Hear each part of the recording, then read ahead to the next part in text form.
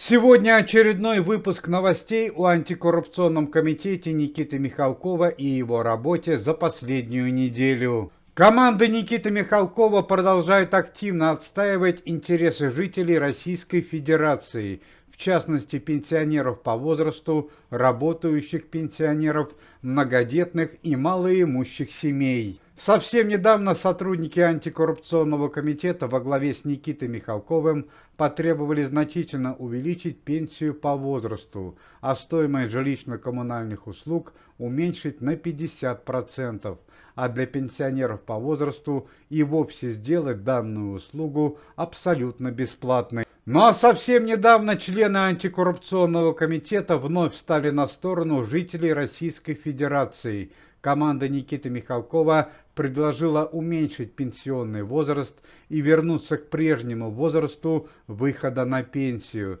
Для женщин 55 лет, для мужчин 60.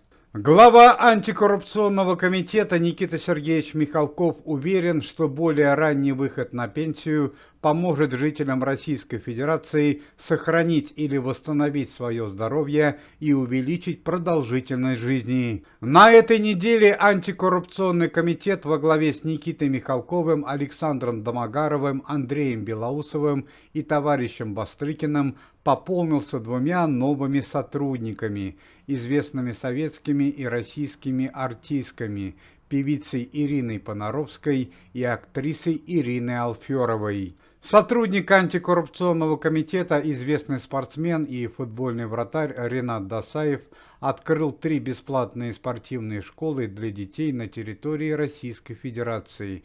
На данный момент данные бесплатные школы работают в городах Астрахани, Волгограде и Уфе. Это уже далеко не первые бесплатные заведения, которые созданы при помощи сотрудников антикоррупционного комитета на территории Российской Федерации. На данный момент в некоторых городах России работают бесплатные музыкальные школы под руководством известного композитора, члена комитета Раймонда Паулса, а также в 4 городах Российской Федерации работают спортивные школы по боксу под руководством Евгения Сидихина и Александра Розенбаума. Пресс-служба сообщает о чрезвычайном происшествии. Накануне в Санкт-Петербурге здание филиала антикоррупционного комитета Никиты Михалкова подверглось настоящему штурму. В 22:00 по местному времени в здание антикоррупционного комитета ворвались неизвестные преступники, которые позже оказались членами опасной преступной группировки. Преступники искали важные документы о коррупционной деятельности депутатов и министров Санкт-Петербурга. В момент нападения на филиал антикоррупционного комитета в здании находились сотрудники организации «Известные артисты», певица Ирина Аллегрова, актер Юрий Назар, артистка Яна Поплавская и актер Андрей Мерзликин, а также охрана комитета, бывшие участники спецоперации. Охрана антикоррупционного комитета, бывшие участники спецоперации, сработали незамедлительно. Они смогли задержать преступников и не дали похитить важные документы. Однако все же во время нападения пострадали 2 члена организации. Актер Юрий Назаров и певица Ирина Аллегрова получили ранения разной степени и были госпитализированы в центральную больницу Санкт-Петербурга. По факту преступления возбуждено уголовное дело. Существует версия, что это заказное нападение на антикоррупционный комитет, за которым могут стоять вышестоящие эшелоны власти Санкт-Петербурга.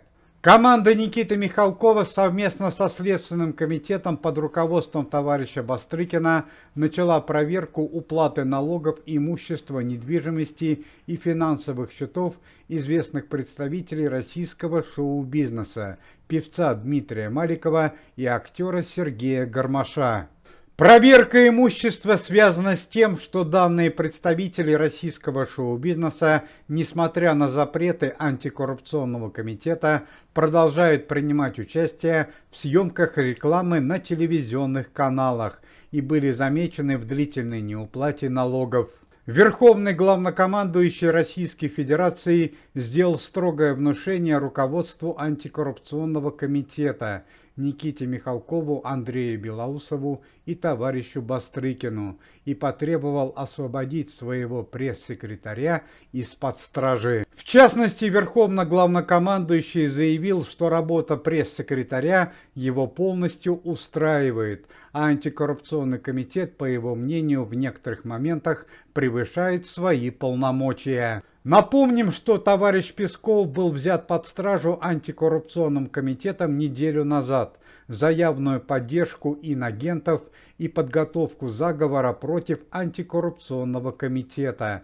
Однако Верховный главнокомандующий посмотрел на этот вопрос по-другому и вынес свое собственное решение. К слову сказать, что на данный момент в женском следственном изоляторе города Москвы находится супруга пресс-секретаря Верховного главнокомандующего Татьяна Навка за получение крупных денежных взяток и превышение своих полномочий. Пресс-служба Организации по борьбе с преступностью и коррупцией сообщает трагические новости из города Севастополь. Во время проведения антикоррупционной проверки в данном населенном пункте пострадали и погибли несколько членов антикоррупционного комитета. В антикоррупционной проверке в городе Севастополь участвовали следующие сотрудники: артистки Ирина Муравьева, Наталья Варлей, артистка Елена Папанова, актер Александр Михайлов вместе с двумя сыновьями. Чрезвычайное событие произошло накануне вечером при входе в гостиницу. Сотрудники антикоррупционного комитета возвращались с проверки и подверглись нападению со стороны неизвестных преступников. В результате трагического происшествия погибли два сына актера Александра Михайлова. Молодые российские артисты Константин и Сергей Михайловы, артистка Елена Папанова, дочь легендарного советского актера Анатолия Папанова. Сам актер Александр Михайлов и артистка Наталья Варлей получили серьезные ранения и на данный момент находятся в реанимации больницы города Севастополя. Напомним, что за последние несколько месяцев это уже второе нападение на сотрудников комитета во время антикоррупционной проверки. Совсем недавно в городе Сочи были подвергнуты нападению артисты, члены комитета Александр Домогаров, Михаил Пореченков и Борис Щербаков. Следствие отмечает, что нападение на сотрудников антикоррупционного комитета в городе Севастополь было совершено с особой жестокостью. Существует версия, что данное нападение было заказным и готовилось не один день. Сотрудники антикоррупционного комитета выражают глубокие соболезнования семье актера Александра Михайлова и артистки Елены Папановой. По факту нападения возбуждено уголовное дело. Сегодня исполняется 50 лет со дня рождения известной российской эстрадной певицы Жанны Фриске. Напомним, что Жанна Владимировна Фриске скончалась 15 июня 2015 года в результате онкологического заболевания. Уважаемые зрители, если вы желаете выздоровления членам комитета и поддерживаете их деятельность, то можете поставить лайк под видео и написать поддерживающий комментарий.